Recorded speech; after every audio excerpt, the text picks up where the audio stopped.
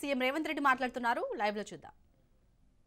మేధావులు మనకందరికీ మన పాలసీ డాక్యుమెంట్లో ఇన్పుట్ ఇచ్చి ఇందులో సభ్యులుగా పనిచేస్తున్నారు. దీని coordination international school of business ISB, అదేవిధంగా నీతి ఆయోగ్ గవర్నమెంట్ ఆఫ్ ఇండియాకి సంబంధించిన వాళ్ళు కూడా ఇందులో భాగస్వాములు.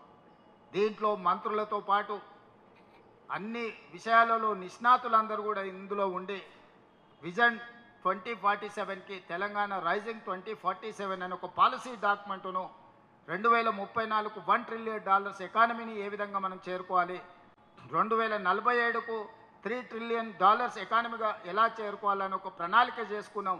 అందులో ఒక్కటి రెండు అంశాలు మీతో చర్చిస్తాను.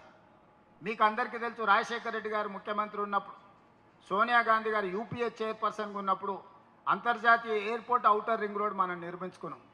ఔటర్ రింగ్ రోడ్డు 160 కిలోమీటర్లు ఉంది. ఈ ఔటర్ రింగ్ రోడ్డు లోపల ఉన్న మొత్తాన్ని కోర్ అర్బన్ రీజన్ ఎకానమీగా మనం అనుకున్నాం. ఈ కోర్ అర్బన్లో ఈరోజు ఇండస్ట్రీస్ ఉన్నాయి, మూసి కలుషితం ఉన్నది, మెట్రో రైలు విస్తరణ జరగలేదు, ఫ్లైఓవర్లు కట్టలేదు, ఎలివేటెడ్ కారిడార్లు కట్టలేదు.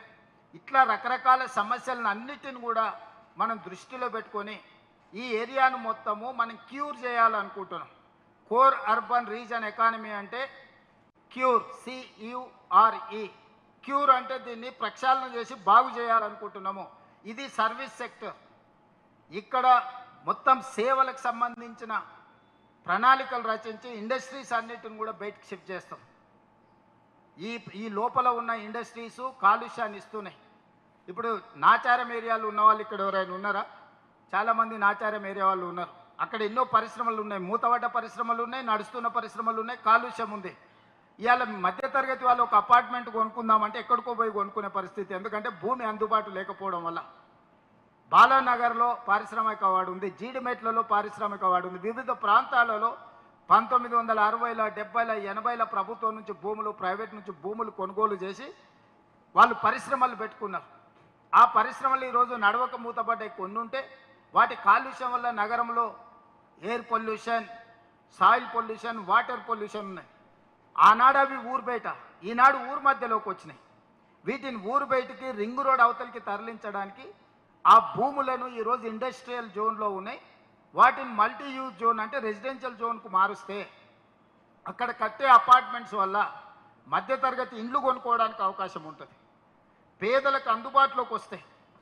అదేవిధంగా రియల్ ఎస్టేట్ పెరిగితే, నిర్మాణ రంగం పెరిగితే లేబర్కు పని ఉంటుంది. స్టీలు, సిమెంటు, ఇసుక ప్రతిదీ అమ్ముడు పోతే రాష్ట్రానికి ఆదాయం కూడా పరోక్షంగా పెరుగుతుంది.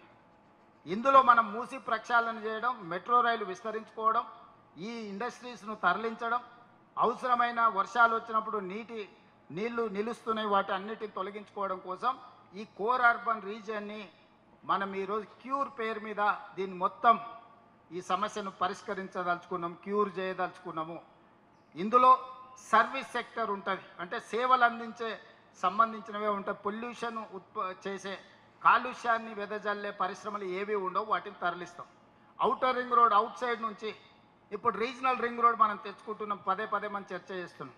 రీజనల్ రింగ్ రోడ్ 360 కిలోమీటర్లు, ఔటర్ రింగ్ రోడ్ 160 ఉంటాయి. ఇప్పుడు మనం నిర్మించుకోబోయే రీజనల్ రింగ్ రోడ్ 360 కిలోమీటర్లు. Outer ring road out side, regional ring road inside.